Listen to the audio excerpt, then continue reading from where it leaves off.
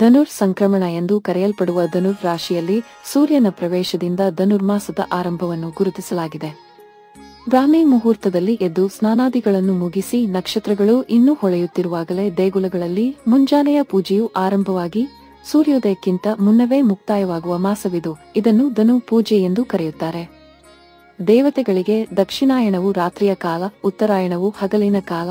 ಆದರೆ ಈ ಧನುರ್ಮಾಸವು ರಾತ್ರಿ ಮತ್ತು ಹಗಲು ಎರಡು ಸೇರಿದ ಸಮಯವೆಂದು ಬ್ರಾಹ್ಮಿ ಮುಹೂರ್ತದಲ್ಲಿ ಎದ್ದು ಸ್ನಾನ ಮಾಡಿ ಯಾರು ಭಗವಂತನನ್ನು ಪೂಜಿಸಿ ನೈವೇದ್ಯವನ್ನು ಅರ್ಪಿಸುತ್ತಾರೋ ಅವರ ಸಕಲ ಇಷ್ಟಾರ್ಥಗಳು ನೆರವೇರುತ್ತವೆ.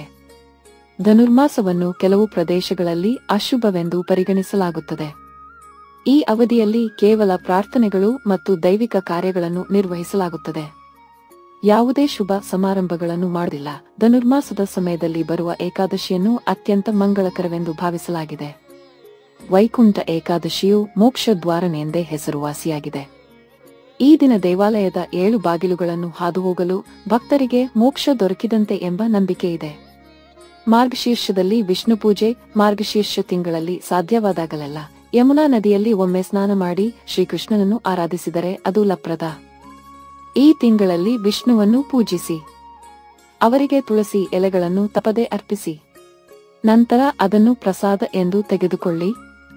ಈ ಪವಿತ್ರ ಮಾರ್ಗಶೀರ್ಷ ತಿಂಗಳಲ್ಲಿ ಶಂಖವನ್ನು ಕೂಡ ಪೂಜಿಸಿ ಅದರಲ್ಲಿ ಪವಿತ್ರ ನೀರನ್ನು ತುಂಬಿಸಿ ಅದರಿಂದ ಭಗವಾನ್ ಶ್ರೀಕೃಷ್ಣನಿಗೆ ಅಭಿಷೇಕ ಮಾಡಿ ನಂತರ ಸಂಪೂರ್ಣ ಮನೆಯಲ್ಲಿ ಶಂಖದ ನೀರನ್ನು ಸಿಂಪಡಿಸಿ.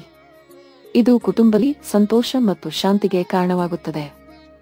ನಾಮ ಸಂಕೀರ್ತನೆಗೆ ಶ್ರೇಷ್ಠವಾದ ಮಾಸ ಧನುರ್ಮಾಸದ ಈ ಪರ್ವಕಾಲದಲ್ಲಿ ಬೆಳಗ್ಗೆ ಎದ್ದು ಶುಚಿರ್ಭೂತರಾಗಿ ಭಗವಂತನ ದೇವಸ್ಥಾನಗಳಿಗೆ, ಆಲಯಗಳಿಗೆ ಹೋಗುವ ಭಕ್ತರು ಅವನ ನಾಮಗುಣ ಕೀರ್ತನೆಯನ್ನ ವಿವಿಧ ತಾಳವಾದ್ಯಗಳೊಂದಿಗೆ ಮಾಡಿಕೊಂಡು ಹೋಗುವುದು ವಾಡಿಕೆ.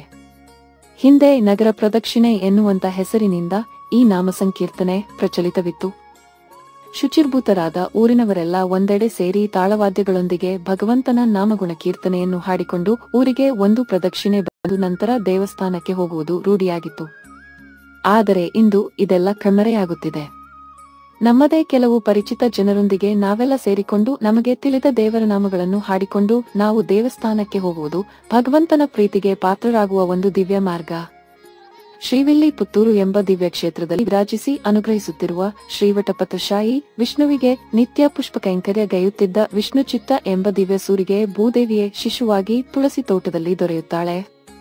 ಗೋದಾದೇವಿ ತಮಿಳಿನಲ್ಲಿ ಆಂಡಾಳ್ ಎಂದು ನಾಮಕರಣಗೊಂಡು ಬಾಲ್ಯಾವಸ್ಥೆಯಿಂದ ಭಕ್ತಿಯಲ್ಲಿ ಬೆಳೆಯುತ್ತಾ ಪ್ರೌಢಾವಸ್ಥೆಗೆ ಬರುವಷ್ಟರಲ್ಲಿ ಶ್ರೀಮನ್ನಾರಾಯಣನಲ್ಲದೆ ಬೇರೆ ಯಾರನ್ನೂ ವರಿಸಲಾರೆ ಎಂದು ನಿರ್ಧರಿಸಿ ಭಗವಂತನನ್ನು ಪತಿಯಾಗಿ ಭಾವಿಸಿ ಮಧುರಭಾವವೆಂಬ ಭಕ್ತಿಯ ಅತ್ಯುನ್ನತ ಪ್ರಕಾರದಿಂದ ಸೇವಿಸಲಾರಂಭಿಸುವಳು. ಹಿಂದೆ ವೃಂದಾವನದ ಗೋಪಿಕೆಯರೆಲ್ಲ ಕಾತ್ಯಾಯನಿ ವ್ರತವನ್ನಾಚರಿಸುವ ಮೂಲಕ ನಂದಗೋಪನ ಮಗನಾದ ಶ್ರೀಕೃಷ್ಣನನ್ನು ಪತಿಯಾಗಿ ದಯಪಾಲಿಸಬೇಕೆಂದು ಪರಾಶಕ್ತಿ ಕಾತ್ಯಾಯನಿಯನ್ನು ಪ್ರಾರ್ಥಿಸಿದ್ದರು.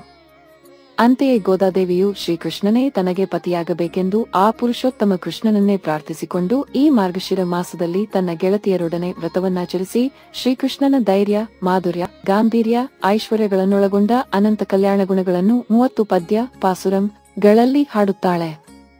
ಮುಂದೆ ಆಕೆಯ ಪ್ರಾರ್ಥನೆಯನ್ನು ಪೂರೈಸಲು ಶ್ರೀರಂಗನಲ್ಲಿ ಪ್ರಣವಾಕಾರ ವಿಮಾನದ ಕೆಳಗೆ ಶೇಷ ಪರ್ಯಂಕದಲ್ಲಿ ಶಯನಿಸುತ್ತಿರುವ ಶ್ರೀರಂಗನಾಥ ಸ್ವಾಮಿಯೇ ಗೋದಾದೇವಿಯನ್ನು ಮದುವೆಯಾಗುವರು. ಶ್ರೀವೈಷ್ಣವ ಸಂಪ್ರದಾಯದ 12 ದಿವ್ಯಸೂರಿ ಆಳ್ವಾರರು ಗಳಲ್ಲಿ ಗೋದಾದೇವಿಯೂ ಒಬ್ಬಳಾಗಿ ನಿಲ್ಲುತ್ತಾಳೆ. ಹೀಗೆ ಆಕೆ ಹಾಡಿದ 30 ಪದ್ಯಗಳೇ ತಿರುಪ್ಪಾವೈ ಎಂಬ ದಿವ್ಯ ಪ್ರಬಂಧವಾಗಿದೆ. ಇನ್ನೊಂದೆಡೆ ಅರಿಮರ್ದನ ಪಾಂಡ್ಯ ಎಂಬ ರಾಜನ ಮಂತ್ರಿಯಾಗಿದ್ದ ಶಿವಭಕ್ತ ಶಿರೋಮಣಿಯೋರ್ವರು ವ್ಯಾಪಾರದ ವಿಚಾರವಾಗಿ ರಾಜಧಾನಿಯಿಂದ ಹೊರಟಾಗ ವಟವೃಕ್ಷದ ಕೆಳಗೆ 4 ಶಿಷ್ಯರಿಂದ ಆವೃತರಾಗಿ ಯೋಗಿರಾಜರೊಬ್ಬರು ಕುಳಿತದ್ದನ್ನು ಕಂಡು ಆಕರ್ಷಿತರಾಗಿ ಬಳಿ ಸಾರಿ ಶರಣಾಗತರಾಗಲು ಆ ಯೋಗಿರಾಜನು ಸನತ್ಕುಮಾರರಿಂದ ಕೂಡಿದ ಸಾಕ್ಷಾತ್ ದಕ್ಷಿಣಾಮೂರ್ತಿ ಶಿವನಾಗಿ ದರ್ಶನ ನೀಡಿದನು. ಜ್ಞಾನೋದಿತರಾದ ಮಂತ್ರಿಗಳು ಪಾಂಡಿತ್ಯ, ಪದವಿ, ರಾಜ್ಯವನ್ನೆಲ್ಲ ತ್ಯಜಿಸಿ ಶಿವಕಿಂಕರರಾಗುವರು. ತಮ್ಮಲ್ಲಿದ್ದ ಹಣಧನದಿಂದ ಶಿವಾಲಯಗಳನ್ನು ನಿರ್ಮಿಸಿ ಕುಂಭಾಭಿಷೇಕಗೈದರು. ತಮ್ಮ ವಾಕ್ ಸಂಪತ್ತಿನಿಂದ ಪರಮೇಶ್ವರನನ್ನು ಸ್ತುತಿಸಿದರು. ಮಾಣಿಕ್ಯದಂಥ ವಾಗ್ವೈಖರಿ ಹೊಂದಿದ್ದರಿಂದ ಮಾಣಿಕ್ಯವಾಚಕರು ಎಂದು ಪ್ರಸಿದ್ಧರಾದರು. ಶೈವ ಸಿದ್ಧಾಂತದ ಯತಿ ಪರಂಪರೆಯಲ್ಲಿ ಪ್ರಮಥರಾದರು. ಪರಮಪುರುಷನಾದ ಮಹಾದೇವ ಶಿವನನ್ನು ಪತಿಯಾಗಿ ನೆನೆದು ತನ್ನನ್ನು ಸತಿಯಾಗಿ ಭಾವಿಸಿ ಶೈವ ಸಿದ್ಧಾಂತದ ನಾಯಕಿ ಎಂಬ ವಿರಳವಾದ ಭಕ್ತಿಯ ರೀತಿಯನ್ನು ಅನುಸರಿಸಿ ಶರಣ ಸತಿಲಿಂಗ ಪತಿ ತತ್ವವನ್ನು ಎತ್ತಿ ಹಿಡಿದರು. ತಿರುವಣ್ಣಾಮಲೈ ಎಂಬ ಭವ್ಯವಾದ ಕ್ಷೇತ್ರದಲ್ಲಿ ಪ್ರಜ್ವಲಿಸುವ ಅರುಣಾಚಲೇಶ್ವರ ಸ್ವಾಮಿಯು ಅಗ್ನಿಲಿಂಗವೆಂಬ ಪ್ರತೀತಿ. ತಮ್ಮ ಮಾಧುರ್ಯ ಪೂರ್ಣ ಭಾವದಿಂದ ಮಹಾದೇವನ ವಿವಿಧ ಲೀಲಾ ವಿನೋದಗಳನ್ನು ಹಾಡಿ ಅರುಣಾಚಲೇಶ್ವರನನ್ನು ಸೇರಲು ತವಕಿಸುತ್ತಾರೆ. ವ್ಯಾಕುಲತೆಯಿಂದ ಮೌನವಾದ ಶಬ್ದಗಳಲ್ಲಿ ಬಡಬಡಿಸುತ್ತಾರೆ. ಹೀಗೆ ಅವರು ಹಾಡಿದ 20 ಪದ್ಯಗಳೇ ತಿರುವೆಂಬಾವೈ ಎಂದು ತಮಿಳುನಾಡಿನಲ್ಲಿ ವಿಖ್ಯಾತ.